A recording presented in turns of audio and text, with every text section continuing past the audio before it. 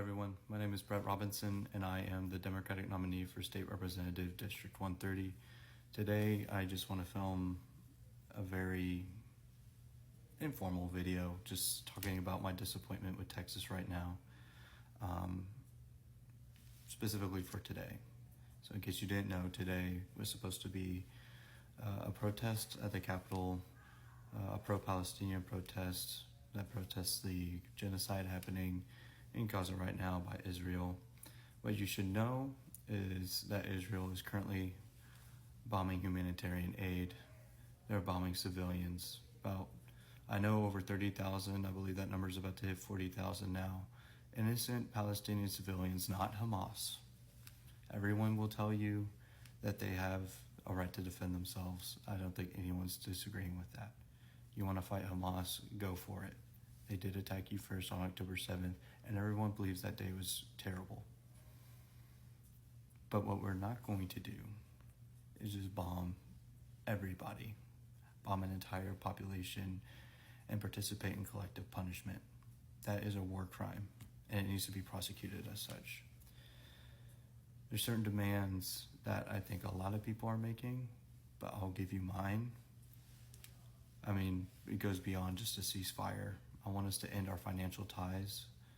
This goes to the United States government as well as the state government and public universities. Let's stop funding the war happening right now. Let's stop funding the armaments. Let's stop funding the companies that are sending those armaments.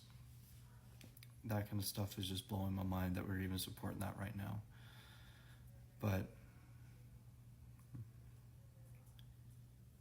I want to talk about that, right? I want to talk about that issue. But unfortunately, I have to talk about the very basic First Amendment right to protest and of assembly, and why I did not go to the protest today.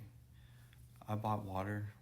I was fully intending to go. I dressed up in my suit with my name tag because I believe in being unafraid and putting your best foot forward and at least looking like I belonged there, right? That it offers support to the cause in my own way. And that's what I planned on doing.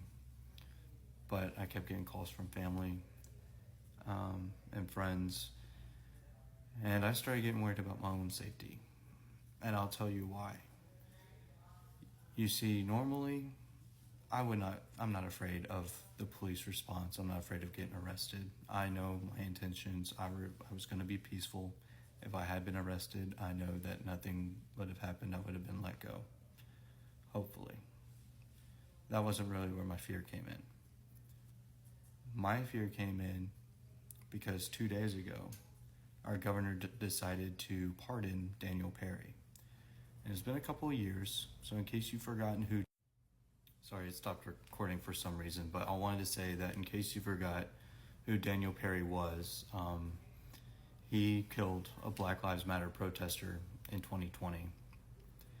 And no matter what you think of that situation, okay, the fact of the matter is our criminal justice system takes time.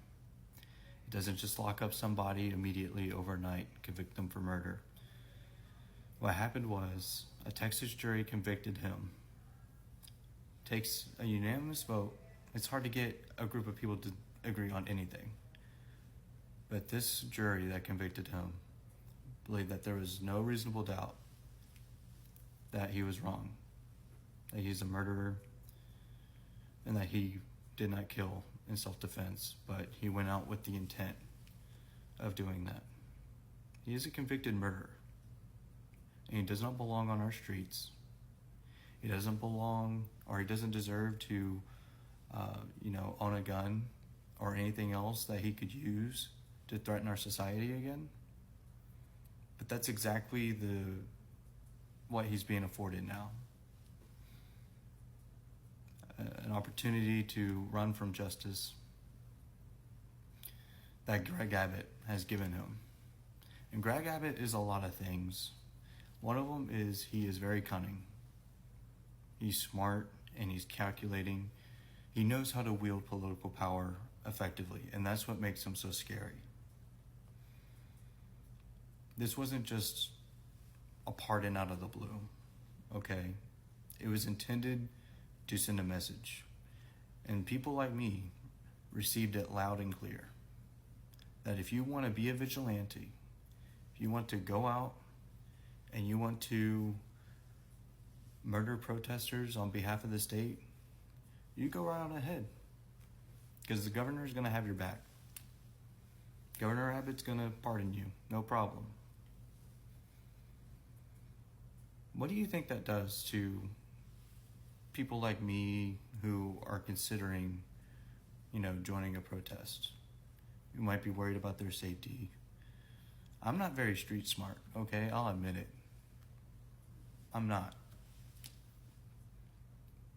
I wasn't really afraid of the police response. I was more afraid of the possibility that counter-protesters, other Daniel Perrys who felt emboldened by this pardon to participate in violence against the protesters at the Capitol, I was worried that was going to be a reality today. Now it's happening right now. I'm keeping as in touch as I can, following it on social media, see how it's, developing. But it still is developing, so I can't really comment on it right now. But I am deeply concerned about their safety, of these protesters who now in Texas, it's apparently okay to just kill people you disagree with, as long as it's in the interest of the state. It's a very scary time to be living in. This isn't about whether or not you agree or disagree with the message of the protest, but just the fact that we do collectively have the right to protest. We do have a right to criticize the government, to criticize our elected officials, and to hold them accountable. That is something we must all come together and agree on. It has to be, otherwise the very fabric of our state, the very fabric of our nation is threatened. I cannot stress this enough as to why I'm so concerned. And I feel like a coward for not going. You want to call me a coward? I wouldn't disagree with you. I'm blaming myself. You know what? My message to Governor Abbott is, are you proud of yourself? It's working. You pardoned Daniel Perry to probably intimidate us. No, probably. You did it to intimidate us. You did it to embolden them, cause us to feel afraid of our safety. That was your whole goal. It's to shoot it down, and you shot it down in a very very innovative way. Congratulations. Hope you feel like a big man now. I don't know if I have anything else to say besides I just hope that y'all pay attention. There's a lot of issues I care about, and I will continue to be an advocate for. Another reason I chose not to participate in the protest is because I was thinking, I at least do have a platform, right? Like, the whole point of a protest is to send a message. And I figured the least I could do was to put together this video, as informal as it is, let you know what's going on, what my concerns are. I just hope you do your own research. Don't just take my word for it. I hope I've guided you enough to what's going on. At the end of the day, I really want you to come to your own conclusions. But I think that's all for me. I'll continue to speak out. And I'm monitoring the situation very closely.